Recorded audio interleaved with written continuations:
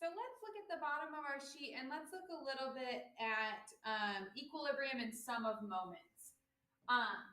So we talked a little bit about this with our simple machines. So remember, if an object is in equilibrium, the object is not moving or rotating, or it's spinning at a constant speed. So we talked about it with levers. If our lever is balanced, it's in equilibrium. It's not rotating at all. And that's what equilibrium is. When an object is in equilibrium, that means we can sum all of our moments. That means we can add up all of our moments, and our total, the sum, that's what this little zigzag is, that means summation. The sum of our moments is equal to 0. So M1 plus M2 plus M3 plus however many moments you have equals 0. So if we're in equilibrium, if it's not rotating, the sum of our moments equals 0. And let's go through a few examples. So this seesaw example is exactly what we did when we solved for levers. So let's just go through it. It should be review for you guys, but we'll go through and solve it. So we have two weights on either end of the seesaw or the teeter-totter, which this is technically a first-class lever because we have our fulcrum in the middle. And they're each a certain distance away from the fulcrum. So we have a weight, an unknown weight that's 1.6 feet away, and a weight of 140 pounds that's 1.2 feet away. Since the seesaw is not moving, the sum of our moments equals 0. That means moment 1 plus moment 2, so the blue moment, moment 1, plus moment 2 equals 0. So, as a reminder, moment equals distance times force. That's our equation for our moment. Moment equals distance times force. So, moment 1, and let's actually solve this so we have moment 1 equals, see how I did it on here. So if I subtract moment 1 from each side, I have negative moment 1 because I subtracted it from this side to over here equals moment 2. Then let's plug in what we know. So moment is distance times force. So the distance from the fulcrum, if we think about it as positive or negative, it's from here to here. So this is in the negative x direction. So this is negative 1.6 times my force, which we don't know. So we're going to put the force of 1 is equal to my distance. My distance here is a positive x. So it's positive 1.2 times my force, which is 140 pounds. A negative times a negative makes both of these positive, so we have 1.6x equals 168.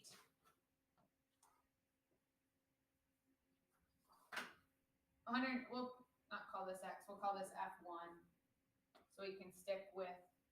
So we have 1.6 F1 equals 168. So my force, however much that ball weighs, is F1 equals 168 divided by 1.6.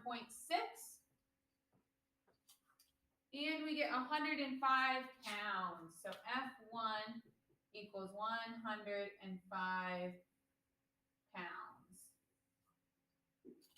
That's how much this ball that's sitting on this teeter-totter weighs.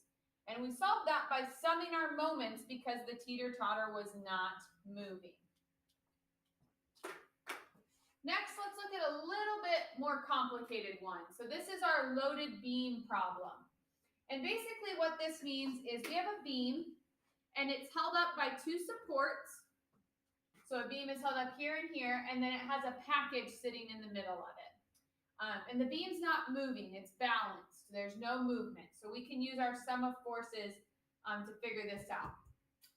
And what this question is asking us is how much support or force does A and B provide? So there's forces that's pushing up here to hold this beam up in on support A and support B as this package C, the force of C is pushing down. And our package weighs 35 pounds. So, number one, this is very important. It'll be important when we solve trusses too. But you get to select your pivot point. So I'm going to select A as our pivot point because we know our distance from B to A is 10, and we know our distance from the force C to A is 3. We already know those distances, so it makes sense to pick A as our pivot point, and we'll see as we go through this problem. So, since it's not moving, we can sum our moments. So the sum of our moments equals 0. So our moment C plus our moment B equals 0. The moment of C plus the moment of B equals 0.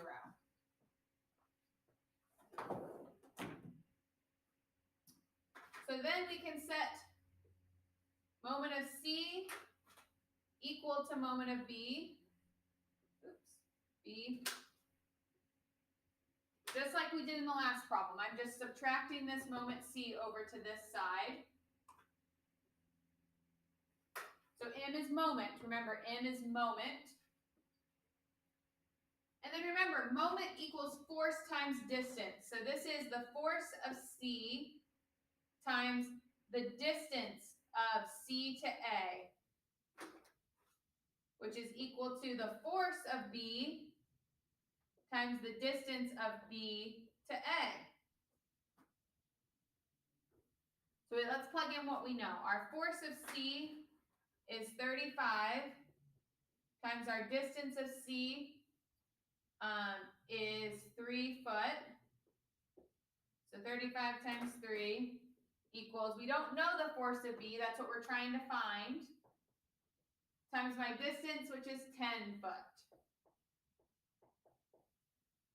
So 35 times 3, I get 105 divided by 10 equals my force of B. So I get the force of B equals 10.5 pounds. So this is telling me that support B is pushing up with 10.5 pounds. Now, how do I find how much A is supporting this beam? Well, I want to sum my forces. So this is what we did yesterday. We summed our forces. We added up all of our forces. So since this is not moving, we know that the force of A plus the force of B, those are both upwards forces, so they add because they're in the positive, minus the force of C. We can see this is a downward force, so we want to subtract it, equals 0. So these are our two upwards forces. We add them. This is our downward force. We subtract them. So now we're solving for A. So our force of A plus our force of B, which is what we calculated, 10.5,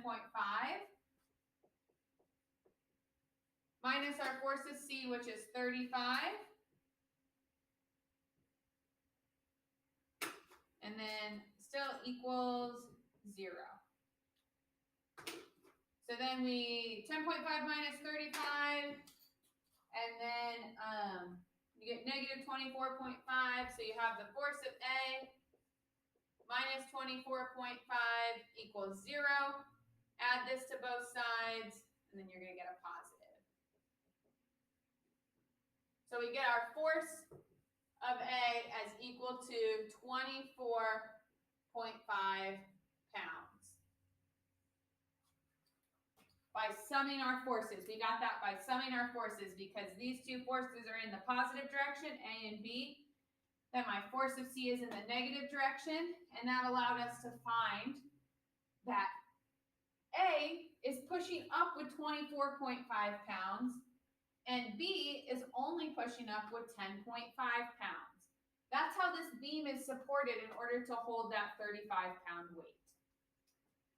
So that's kind of accumulation of sum of moments, how we sum our moments, and using sum of forces to help us figure out the unknowns in our situation. And so we're going to use that going forward when we solve for trusses. So this part will be super important when we go into tomorrow's lesson.